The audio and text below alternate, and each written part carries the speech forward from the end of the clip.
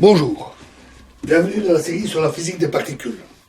Alors, un outil absolument majeur en physique pour l'étude des particules, des interactions et de leurs propriétés en général, c'est leur diffusion sur différentes cibles. Donc, on prépare des particules que l'on envoie avec une énergie variable, éventuellement très grande.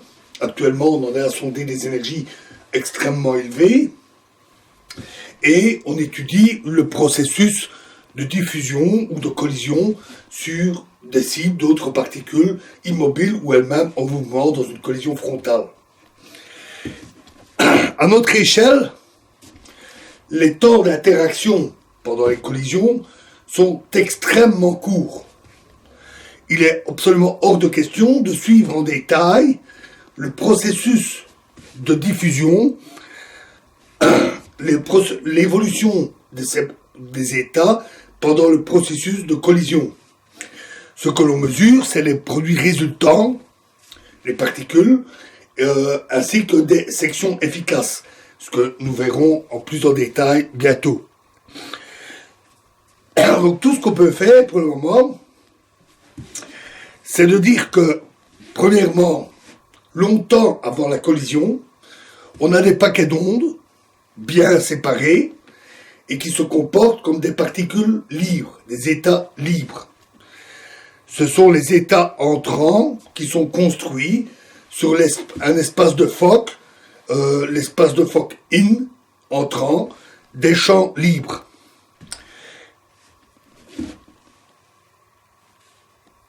Et les états libres, les états in, représentent exactement les caractéristiques individuelles, séparées, des particules isolées, telles que leur masse, leur charge, etc.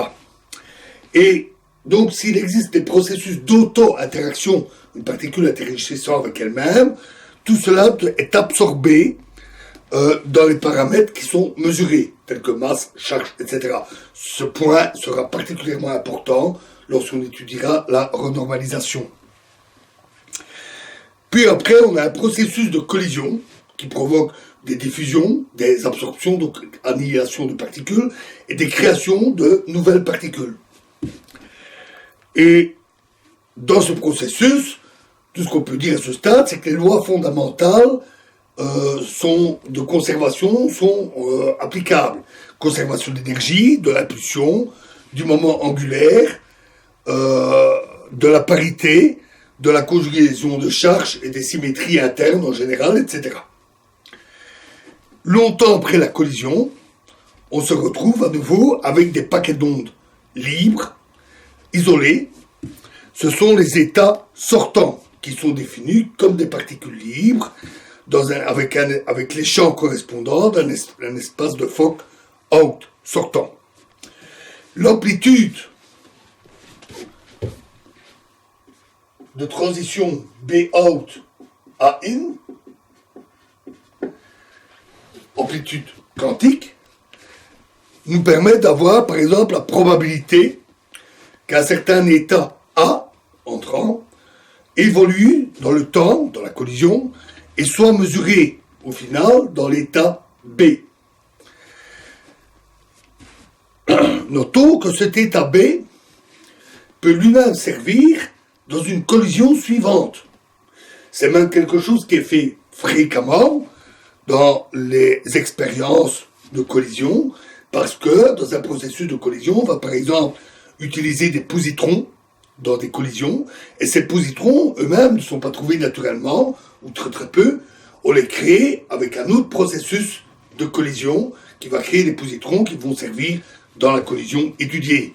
Donc des collisions successives sont fréquentes, et l'état out sert alors d'état in. Par conséquent, il doit exister un isomorphisme entre l'espace d'état in, l'espace de Fock in, et l'espace de Fock out. Alors prenons un exemple pour décrire la cinématique, les paramètres, les notations, etc. Un exemple simple, la diffusion de deux particules distinctes, discernables, et sans spin. l'état in est donné par des paquets d'ondes incidents. Donc on a l'état incident, in, I in, est donné par l'intégrale d cube P1 sur 2P10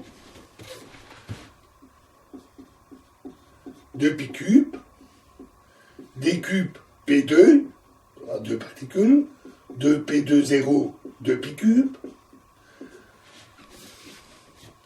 fois une fonction f1 de P1 qui donne la distribution en impulsion du paquet d'ondes, f2 de P2,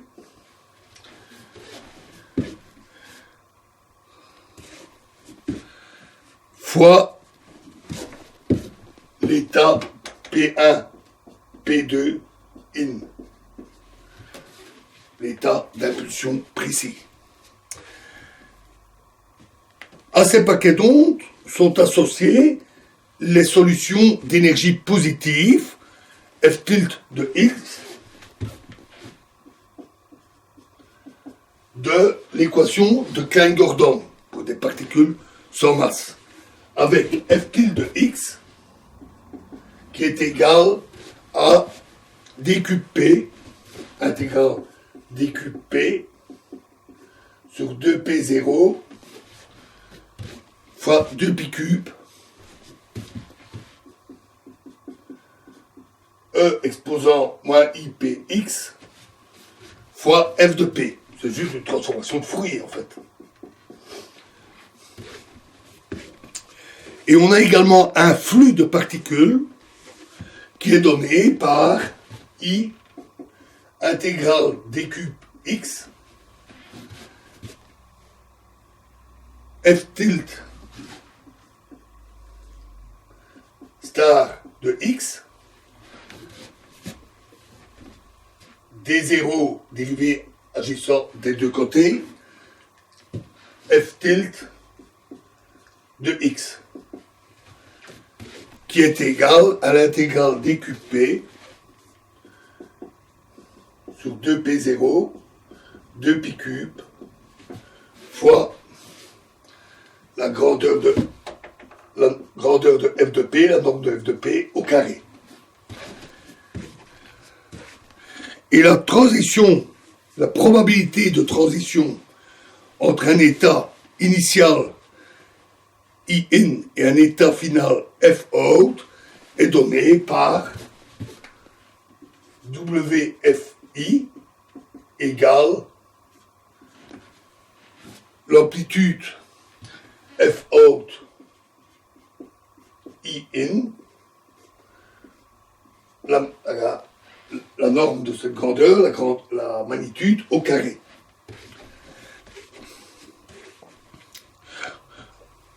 Notons qu'en l'absence de source externe, puisqu'ici tout est décrit au niveau quantique, il n'y a pas d'apport d'énergie ou de capture de l'énergie. Donc, l'élément de matrice correspondant va s'annuler si l'énergie et l'impulsion ne sont pas conservées. Et de plus, l'hypothèse d'un isomorphisme implique qu'il doit exister un opérateur unitaire qui nous permet de décrire que F out I in est donné par F in, donc on décrit tout dans l'espace d'état entrant, in, F in, S, I in.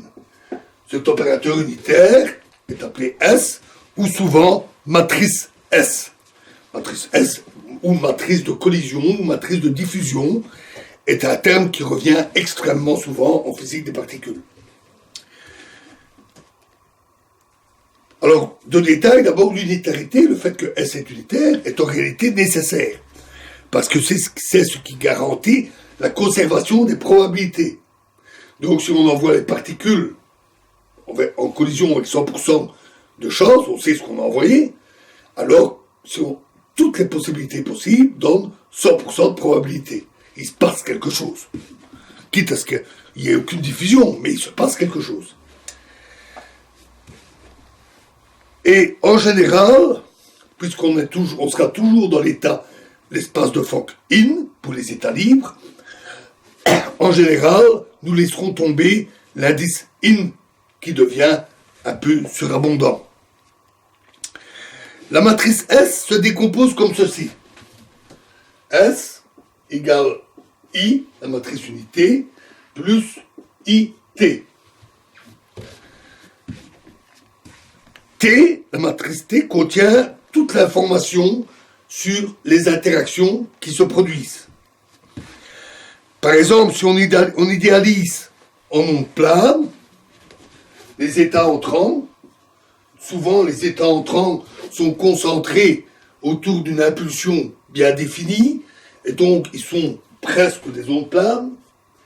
Ft P1 P2 est égal à 2π4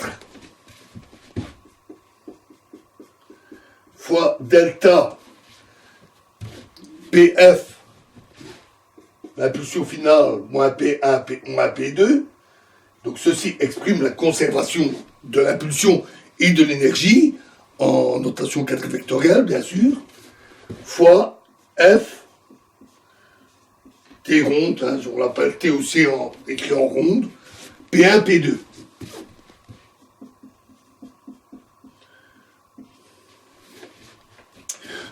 Cet opérateur T ou T ronde ici est appelé opérateur réduit, et parce qu'il agit uniquement sur la couche de masse, à cause de la conservation de l'énergie et de l'impulsion.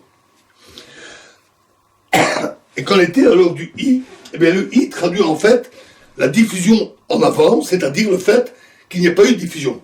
Il n'y a pas eu de collision, les particules sont passées sans se heurter, ce qui arrive fréquemment. Et ces particules n'ont alors pas interagi. Généralement, on ne s'y intéresse pas, ou peu. Et on mesure surtout ce qui est dévié, donc on exclut la petite zone où les particules ont continué tout droit, et on regarde tout le reste. Et généralement, seul l'opérateur T est considéré, est intéressant. Et donc, au final, on a W F I est égal à l'intégrale de dp1 tilt, donc pour la mesure complète, fois dp2 tilt, dp'1 tilt, dp'2 tilt, fois F1 star P1, F2 star P2, fois F1 P'1, F2 P'2,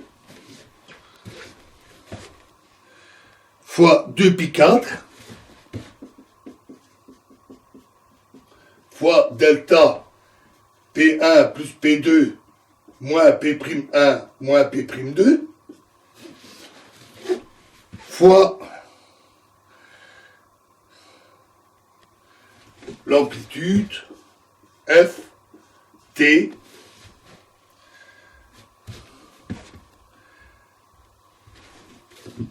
P1, P2,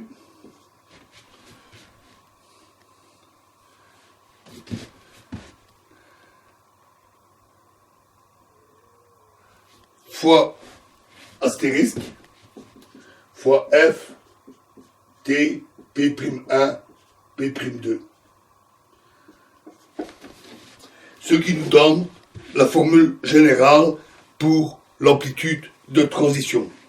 Voilà, donc à partir de là, nous allons définir des choses telles que la section efficace et des choses de ce genre, et nous irons après plus loin dans le détail, donc nous verrons cela dans la prochaine vidéo. Je vous remercie.